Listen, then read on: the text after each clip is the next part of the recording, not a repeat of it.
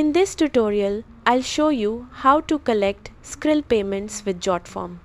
Open your browser and go to jotform.com, then sign in to your account. From your dashboard, click My Workspace and select My Forms. Click Create Form, choose Start from Scratch and then select Classic Form. In the Form Builder, click Add Element and open the Payments tab. Search for Skrill and add the Skrill payment element to your form. Select the payment field and open Payment Properties. Click the yellow Connect button, enter a connection name and provide your Skrill merchant email address to link your account. Next, choose your payment type.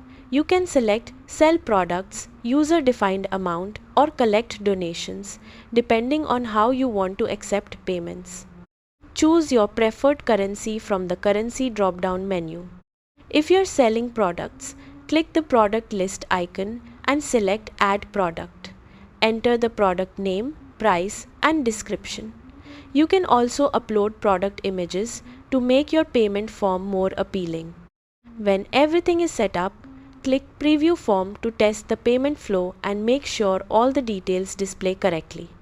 That's how to collect Skrill payments with Jotform. Thanks for watching.